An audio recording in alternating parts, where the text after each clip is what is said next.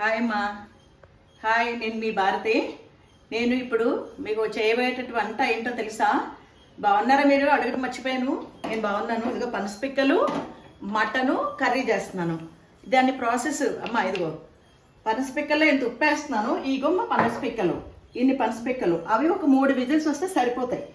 3 whistles వస్తే సరిపోతాయి. Mutton పనసపిక్కలు ఓకేనా?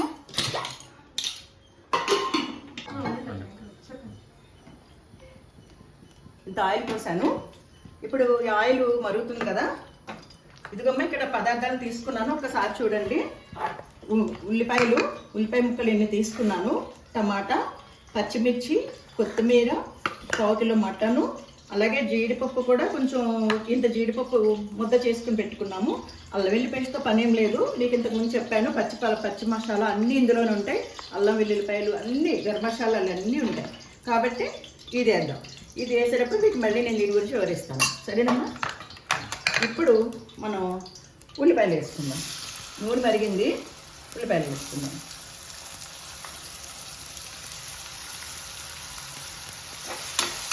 ఉల్లిపాయలు చక్కగా ఎర్రగా వేయాలి. వేయేంత వరకు జాగ్రత్తగా కొంచెం ఉప్పు కూడా వేసుకోవాలి, మనం సాల్ట్ కూడా అందులో.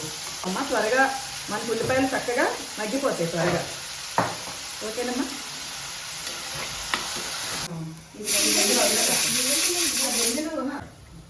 ఇదిగోమ్మా, ఉల్లిపాయలు చక్కగా ఎర్రగా వేగిపోయినాయి. ఇప్పుడు మనం టమాటా ముక్కలు వేసేసుకుందాం. ఇప్పుడు టమాటా ముక్కలు వేసి మంట కొంచెం హై ఫ్లేమ్లో పెట్టుకుందాం. ఇప్పుడు ఇది వేగుతుంది కదమ్మా. ఇప్పుడు వేగుతున్నప్పుడే మనం కొంచెం మసాలా వేసుకుందాం.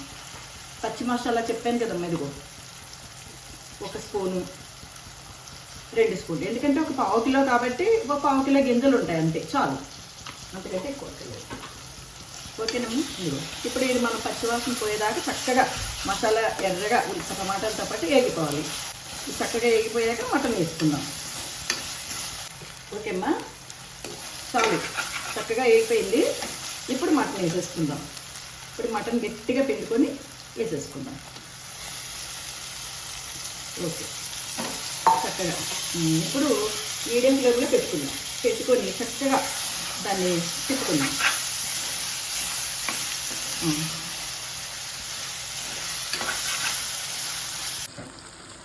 ఓకే మ్యామ్, పసుపు వేసుకుందాం. కొంచెం పసుపు. తర్వాత ఈ చిన్న స్పూన్ పెట్టుకుంటానమ్మా, అలవాటు చెప్పాను కదా. ఈ చిన్న స్పూన్తో 1, 2, 3 చాలమ్మా. ఎందుకంటే కారం ఎక్కువ కావాలనుకున్న వాళ్ళు తినొచ్చు. నేను చేతితో అయితే ఇంత తీసుకుని వేసేస్తాను, మీకు అర్థం అవడం కోసం చెప్తున్నాను అనమాట. అంతేగాని నేనైతే ఇలా వేసేస్తాను అంతే. ఇప్పుడు కలిపేసుకుందాం. చక్కగా ఆయిల్ ఇప్పుడే బయటకు వచ్చేస్తుంది. ఈ పనసపిక్కలు అయితే మాత్రం ఉడికిపోయినాయమ్మా, ఉడికిపోయి మనకి దీనిపైన ఉన్న పొరని, వైట్ పొరని తీసుకుందాం. ఇది మనకి ఒక 3 విజిల్స్ వచ్చాక అప్పుడు వేయడం మీకు చూపిస్తాను ఒకసారి. ఎందుకంటే దీంట్లోనే ఇప్పుడు వేసేయమన్నమాట.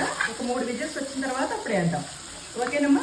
తర్వాత జీడిపప్పు పేస్ట్ కొద్దిగా 1 స్పూన్ జీడిపప్పు పేస్ట్, ఎందుకంటే టేస్టీగా ఉంటుందమ్మా. మటన్ కర్రీ ఏంటి, చికెన్ కర్రీ ఏంటి, కొంచెం జీడిపప్పు కర్రీ మనం పేస్ట్ వేసుకున్నాం అనుకో, కర్రీలో చాలా టేస్ట్గా ఉంటుంది. ఇప్పుడు అయిపోయింది. వాటర్ పోసుకుందాం కొంచెం.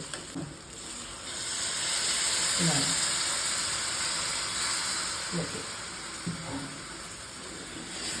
మనకి ఒక 3 విజిల్స్, 3 నుంచి 4 విజిల్స్ రావచ్చమ్మా, పర్వాలేదు. మనకి చక్కగా ఉడుకుద్ది మెత్తగా. మటను బాగుంది కాబట్టి పర్వాలేదు, లేతగా ఉంది కాబట్టి.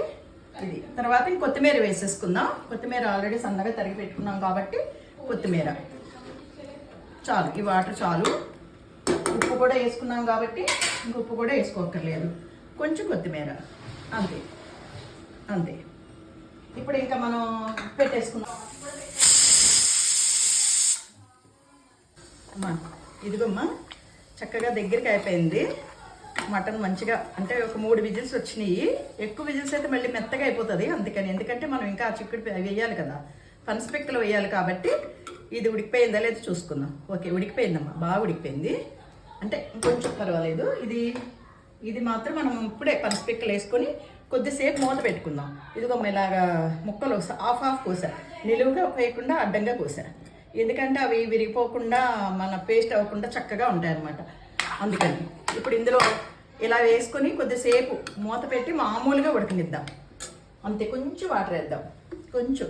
కానీ చాలా బాగుంటుందమ్మా ఇది. వెస్ట్ గోదావరి జిల్లాలో నా చిన్నప్పుడు కూడా మా అమ్మగారు నాకు చేసి పెట్టారు. అందరూ తిన్నాం, మేము అందరం తిన్నాం, మాకు తెలుసు. వెస్ట్ గోదావరి వంట అనమాట ఇది. వెస్ట్ గోదావరి ఇది. ఒక్కసారి మీరు కూడా ఇలా చేసుకుంటారని పనసపిక్కలతో నేను చూపిస్తున్నాను. మామూలుగా కాకుండా పచ్చిరొయ్యల్లో కూడా వేసుకుంటారమ్మా ఒకసారి. ఈసారి రొయ్యల్లో కూడా చూపిస్తాను మీకు. ఇంకెలా మనం మూత పెట్టేసుకుందాం అంతే. ఇది మూత పెట్టుకొని కొద్దిసేపు ఒక 5 minutes ఉంచుకుందాం అంతే చాలు. తనకు కూడా నేను చూపిస్తాను ఈసారి. ఇంకా నేను ఒకసారి అది చేసి చూపిస్తాను. ఇప్పుడు ఇలాగే చేసుకోండి అందరు, చేసుకొని చక్కగా నా కామెంట్ బాక్స్లో పెట్టండి కూర ఎలా ఉంది ఏంటి అనేది. ఓకేనమ్మా? మీరు గుర్తుపెట్టుకోండి, నన్ను మర్చిపోకండి. లైక్ చేయండి, షేర్ చేయండి, నాకు సబ్స్క్రైబ్ చేయండి అమ్మా, మర్చిపోవద్దు. ఓకేమ్మా? రెడీ. పనస పిక్కలు మటన్ కర్రీ రెడీ.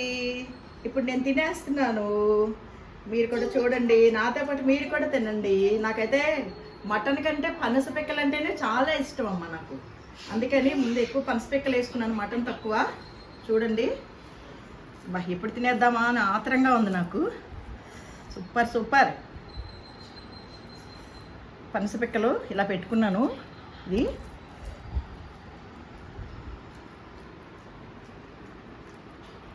నాకు తినడం చాలా ఇష్టం. పెట్టడం ఇష్టం, తినడం ఇష్టం.